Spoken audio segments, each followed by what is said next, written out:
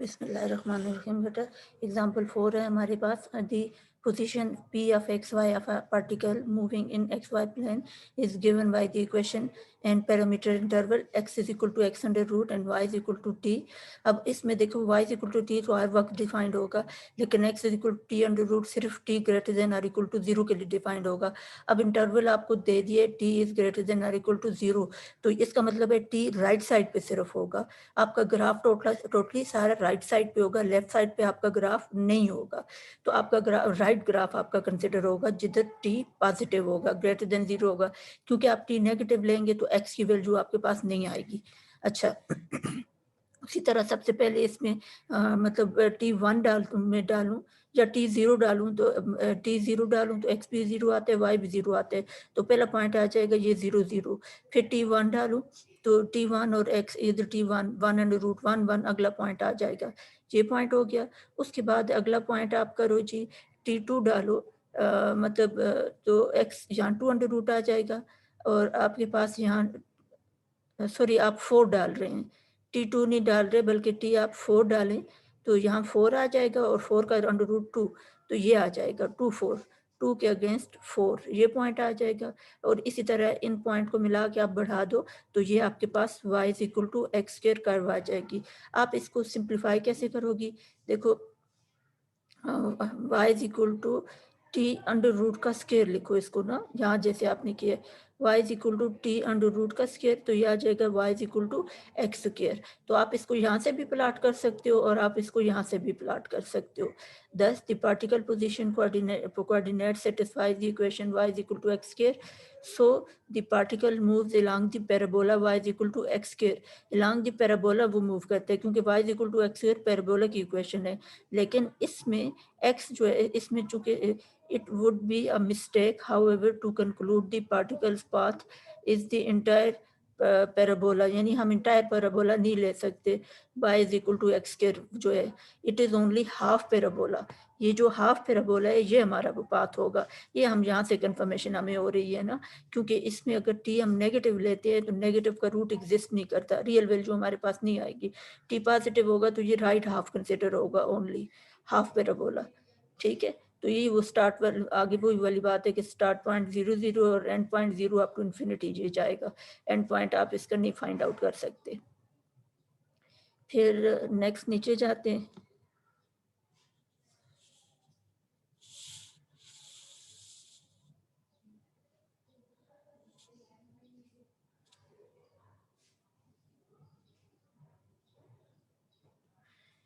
Example 5 है parameterization of the graph function f of x equal to x square is given by f of इसकी parameterization ये भी हो सकती है x is equal to t and y is equal to f of t is equal to t square, और t is greater than minus infinity less than infinity। यहाँ चूंकि root नहीं है लिहाजा वो t पे रिस्ट्रिक्शन आप नहीं लगा सकते, तो मतलब लगाना ज़रूरी नहीं है, तो t की हर वैल्यू के लिए ये फंक्शन एग्जिस्ट करता है। तो t ही greater than minus infinity less than infinity, यानी t हम होल रियल नंबर ले सकते हैं।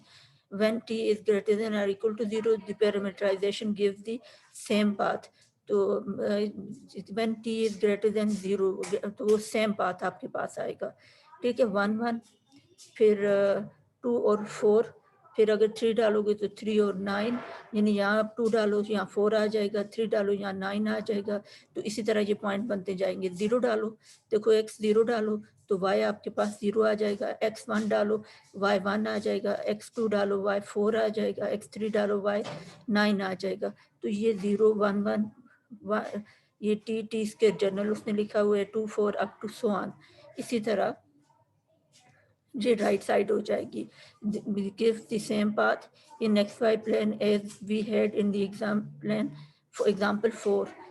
However, since the parameter t here can now also be negative, we obtain the left hand part of the parabola as well। तो left hand part भी हमें मिलेगा, that is we have this entire parabolic curve। For this parameterization there is no starting point and no terminal point.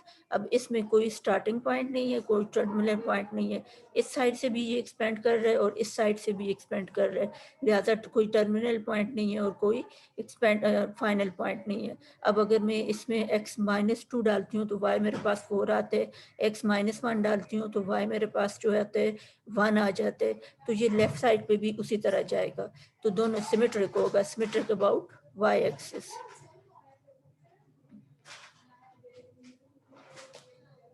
Example 6 को देख लेते हैं।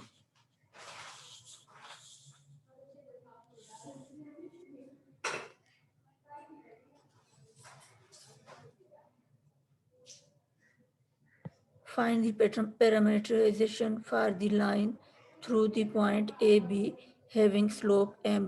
Point slope हम इस्तेमाल करेंगे। तो आपके पास लाइन की इक्वेशन होती है y minus y one equal to m into x minus x one. तो यहाँ x1 y1 की जगह पे a b आ रहा है, x1 की जगह a डालेंगे, y1 की जगह b डालेंगे, तो y minus b is equal to m into x minus a।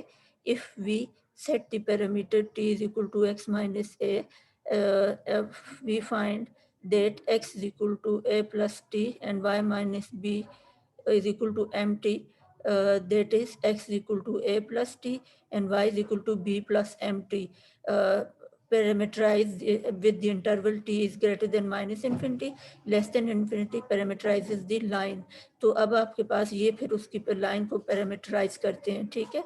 If we set एक पैरामीटर हम लेते हैं t is equal to x minus a, तो फिर आपके पास इसमें से x क्या आ जाएगा, t प्लस ए या a प्लस टी, और y हमारे पास आ जाएगा y माइनस बी आ जाएगा m t, क्योंकि आपने x माइनस ए को t कहा है, तो y आ जाएगा b plus M T.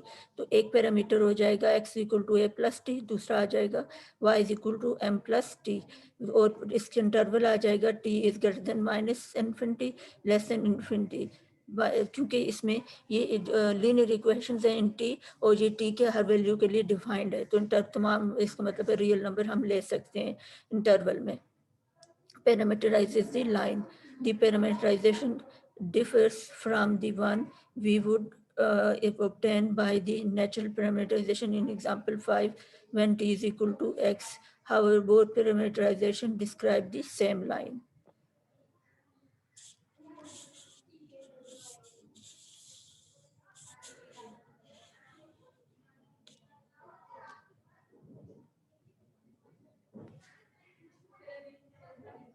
Example 7 है बेटा आपके पास, जल्दी जल्दी देख लेते हैं। Sketch and identify the path traced by the point P of x y if x is equal to this and y is equal to this. अब इन दोनों में देखें, ये t plus one by t है और ये t minus one by t है, तो मतलब इसका जब हम वो बनाएंगे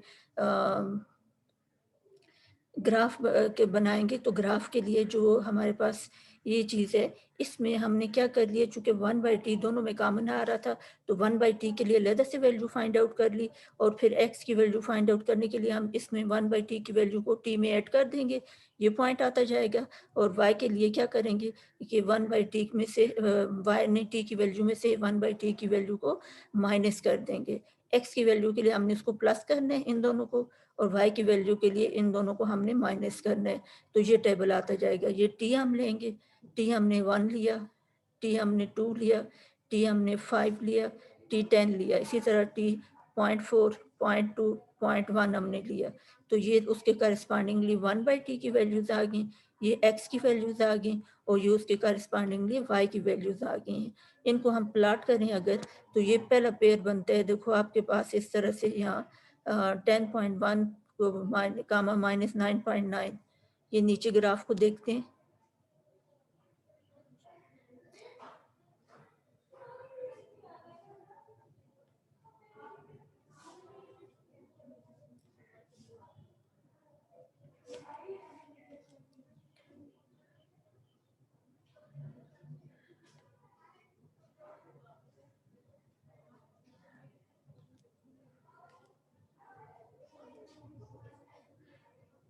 यहाँ देखें ये ग्राफ अब आपके पास आ गया, ये पहला पॉइंट आपने पुल किया, ये 10 था तो 10 के आगे 10.1 और उसके अगेन -9.9, फिर अगला पॉइंट हमारे पास बनेगा 5.2 और -4 दिस, तो ये पॉइंट आ गया वो। उससे अगला पॉइंट आ गया 2.9 कामा -2.1, वो पॉइंट ये आ गया। उसके बाद अगला पॉइंट आपके पास आया था ये 2.0 कामा 0, तो ये 2.0 कामा 0 और उसके बाद 2 और उसके 2.5 अगेंस्ट 1.5, 2.5 के अगेंस्ट 1.5, ये फिर अगला पॉइंट ये आ गया और अगला पॉइंट ये आ गया। तो इसको आपने यूं प्लाट कर लिया ना इस साइड पे। तो अब आपके पास ये क्या आ गया जी, बेसिकली अब आपने इसको सिंप्लीफाई भी किया। आपने क्या किया, x माइनस वाई, तो ये x की वैल्यू है माइनस ये y की वैल्यू है, ये 2/t आपके पास आ गया। इसी तरह आपने x प्लस वाई किया तो वो आपके पास आ जाएगा 2t। अब आप क्या करो, x पर इन दोनों को मल्टीप्लाई कर दो आपस में, तो इन दोनों को जब मल्टीप्लाई करेंगे तो वो आपके पास आएगा 2/t इंटू 2t, तो 2 2 ज़ार 4, t से कैंसिल हो जाएगा, तो ये आ जाएगा x square minus y square is equal to 4, और ये आपके पास हाइपरबोला की इक्वेशन बनती है। आप इसको डिवाइडेड बाय 4 कर देंगे तो ये आपको एक हाइपरबोला रिप्रेजेंट करके दे रहे हैं। तो ये आप अपने हाफ आपने लिए, तो इस तरफ वाला हाफ भी आप लेंगे, दूसरी तरफ भी इसका ग्राफ बनेगा। आज के लिए इतना काफ़ी है, बाकी बाद में करेंगे। अल्लाह हाफिज़।